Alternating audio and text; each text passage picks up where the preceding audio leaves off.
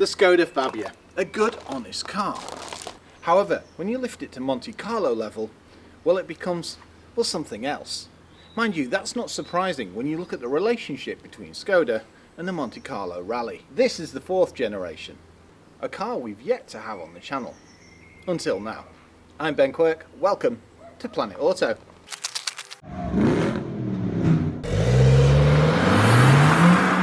The Skoda Fabia. To think this is well over 20 years old. Now, it's always been practical, efficient and versatile, but in 2011 the Monte Carlo entered the scene. And what better way to honour the relationship between the Monte Carlo Rally and Skoda, or should I say Lauren Clement. Now, Monte Carlos come in all shapes and sizes, and there is a distinct difference between that and the VRS. That's more a sport type of vehicle, whereas this, it's all about Monaco and Monte Carlo, and it's reflected throughout. Now, we all lament the loss of the Fabia VRS. Now, that was one heck of a car. Torque steer, anyone? Thing is, you can still get one. Okay, it's not in the Fabia. It's also on an all-new platform, so it's on MQB-AO. But the fact it's AO means it can deal with smaller vehicles, like, say, this and the Arona. The other strange thing is, and I still can't get my head around this, it's got a longer wheelbase than the first Octavia. So it just shows how much this has evolved. The thing is, it's no less nimble or agile. It's more spacious, it's wider, it's longer, it's taller, it's got more passenger space in the rear, and it's far more advanced. There's also a number of engines, including a 1 litre MPI, a 1 litre TSI, and the 1.5 TSI 4-cylinder that we've got. You've also got a 5-speed manual, 6-speed manual, and a DSG 7-speed. Now, that's one heck of a gearbox. This is a beast of an engine. The other thing is, it can be rather economical. I know you don't usually put those hand in hand. Because it's got 4 cylinders, and it's got some kind of sorcery, shall we say, with its Miller cycle engine, well, it can shut down from 4 cylinders to 2 cylinders. I was getting around 43 to the gallon. Now, this is all singing and dancing, so it retails for 28,000. Yeah, that does sound a fair chunk of cash. But think of it this way. If you're not into your Monte Carlo, you could pick up, say, an SE Comfort for just under 19,000. That's a bargain. Now, with that, you'll get a 5-speed box and a 1 litre MPI engine. This pulls 0 to 60 in 8 seconds, and that pulls 0 to 60 in 15.6. Yeah, I'd always go for this engine. The thing is, it means that you can pick a Fabia up, well, for a bargain price. Design-wise, well, it's certainly changed since the 1st gen. Come to think of it, 2nd gen, even the 3rd gen. Now, even if you go for the standard Fabia, it looks more modern, sleek, the flow of the lights into the grille. Now, the normal Fabia, it's a good-looking car, but it's not till you move to Monte Carlo that it unleashes its full potential. I mean, for a start, these are different bumpers, so you get more angular styling, more dynamic lines, front fogs, and the black grille. It's certainly got what you call a sporty stance, prowess, if you will. High gloss black always lifts a car, especially when you've got a 2-tone paint job like this, the racing blue and the pearl black. I love the flow of the semi-clamshell bonnet into the headlamp. Now, with all Skoda vehicles, it depends on the trim to what type of features you get. For example, we've got LED lights, they're automatic, and we've got high beam assist. Rear LEDs are optional.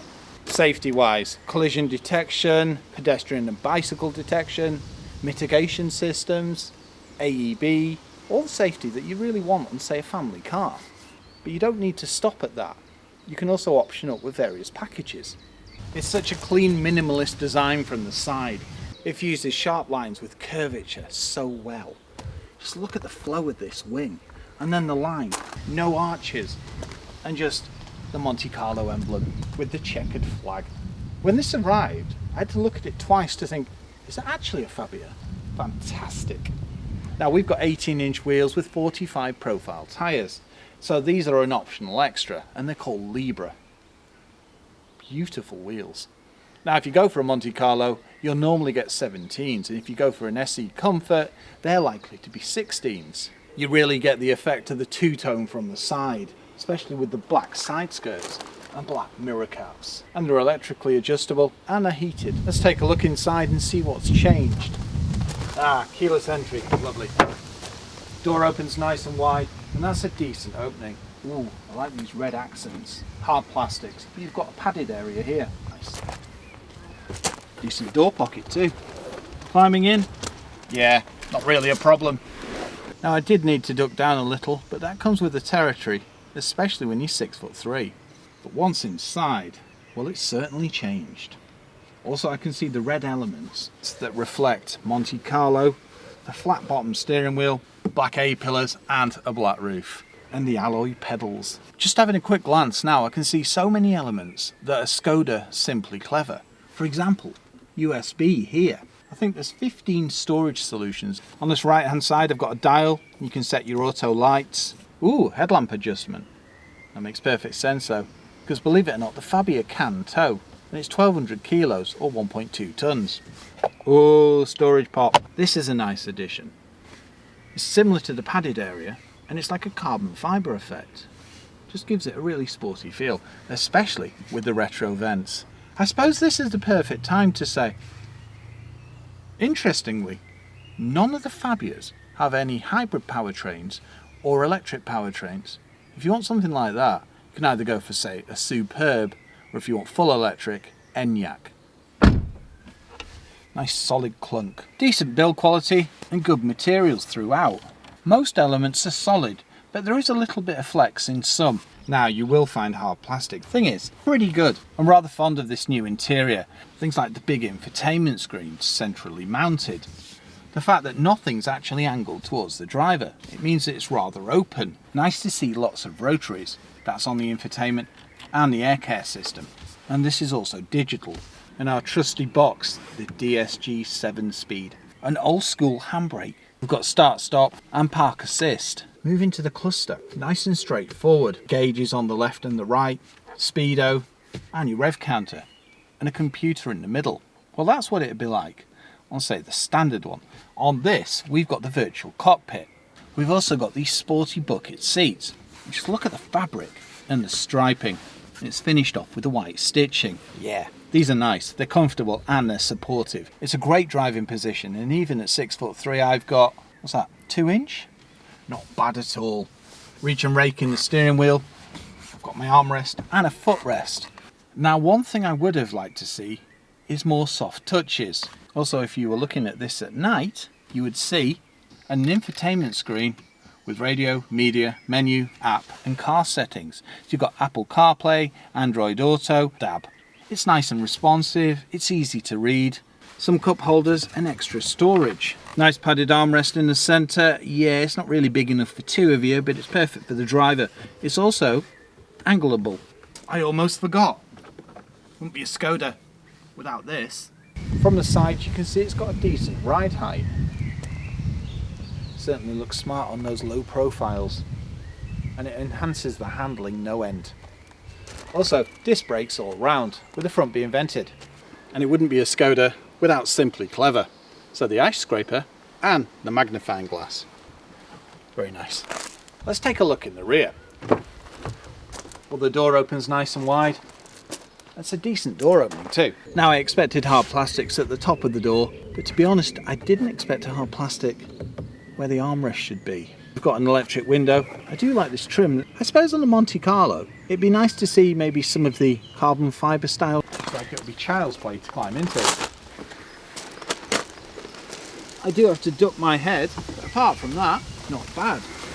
Now, the challenge with a car of this size is it's never going to be simplicity for me to get my legs in when I'm sitting behind, well, essentially me. Saying that, this boasts some of the biggest space in its segment. There's a slight recess, and this has given it anyway. It's a nice roomy cabin. I mean, these buckets do take up a little more room, but well, you're not going to sacrifice them, are you? And yes, we do have a grab handle, an adjustable seatbelt. Interestingly, it's not too dark. Even with the privacy glass, because of the height of the windows, it does let a decent amount of light in. Also, you've got a relatively big back window. Nice to see we've got the sporty seats. Comfortable, they're supportive, and they've got an element of bucket to them too. Also, the backrest isn't too upright, but no armrest. Great to see that you've got rear lights and individual map reading at that. This is another simply clever feature. It's like a storage pot and there's a mini pot here. There's also a blanking plate. I'm just wondering if there's optional USBs for the rear. Vents, to be honest, it's pretty well equipped, especially these smartphone pockets. Finally, ISOFIX points and airbags around the vehicle. Once again, what a job they've done to the rear. It looks fantastic. Now, because we've got the Monte Carlo, we've got a different bumper with the two-tone and this black diffuser styling. Very smart. Also the black Skoda badging here. They always make a statement. A sporty spoiler and a mini wiper. Got parking sensors and a reversing camera. Just look at the sculpture. Very smart. And the way that they tie into the bodywork. Also, there is an optional LED. Now you get a 3-year warranty and it is Euro 6. Take a look in the rear. Now that's interesting. I can stand under here quite easily at my height. Now this may not be that useful to me, but it works wonders for Annabelle. Very minimal boot lip. Little light here. And yes, it's not the biggest boot, but it is pretty big for its segment. It's perfect for stowing things like umbrellas, Wellington bobbles. Also a side pocket here, tethering points, and they are anchored to the body. If you've noticed, this is a false floor. The thing is, when you remove that, you do increase the boot lip. Under the carpet, look at that, a spare wheel. Wow. Top tethers here and shopping bag hooks. Another clever addition, this. Nice and easy to pop out the parcel shelf. Little string loops. I do like these simplistic methods. To drop the seats, literally push this forward and then push. Now the best way, if you can have the seats down, especially if you've got something to load here, is to have the false floor in. That way, it's virtually flat. I mean, it does tip up a little there, but it's nothing to write home about. Also, very little gap here. And believe it or not, you'll actually get an e-mountain bike in here. Granted, without the wheels, but it does show it's pretty big. Let's pop the bonnet. So that's located here. No struts, but the bonnet, decent weight. With a 1.5 TSI engine, it's a good unit, especially with a DSG. Easy to see where you top up fluids too. Nice and easy to spot. 150 PS and a DSG with sport mode. We've got the 1.5 4-cylinder engine, but you can get a 1 litre.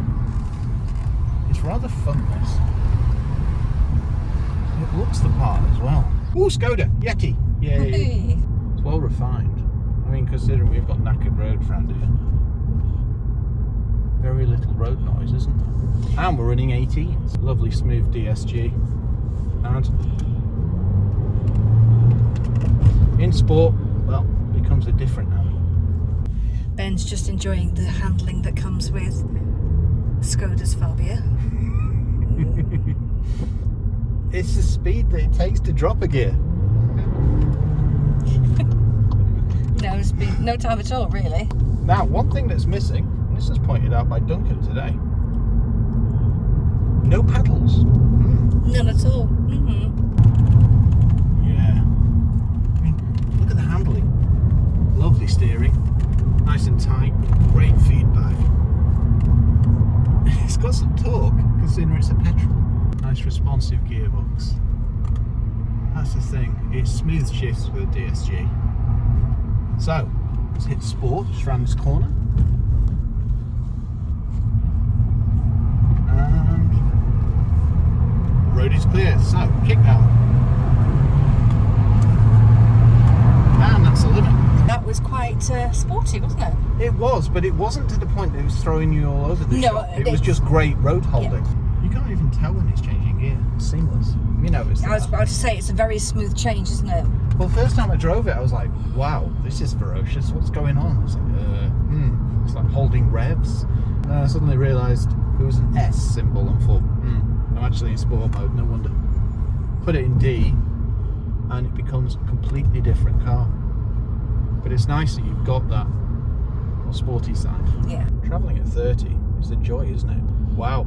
Claims we're getting 152 miles per gallon on the instant economy thing, and the average has gone back up to 30, 30.1, 30.2, so it changes pretty quickly.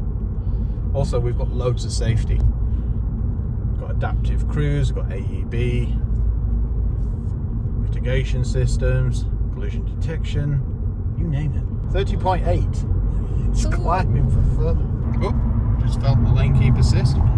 Thing is, it's not aggressive, it just goes eh, and As a passenger, I'm comfortable.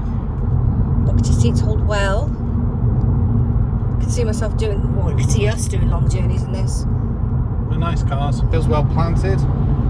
And look at that. Yeah. These aren't super heavy, so they're, in Annabelle's words, chuckable. At 70, I have noticed a little bit of wind noise coming off the mirrors, but put the music on, you just won't know it. It's such a pleasant drive. It's now windy, it's wet, it's not blowing around, it still feels well planted. Yeah, good, yeah. It's seamless, intuitive. isn't it? Yeah, and it knows what it's doing, so it doesn't hesitate. It drops gears when it needs to, and it goes up gears when it needs to. Or shifts up, should I rather say.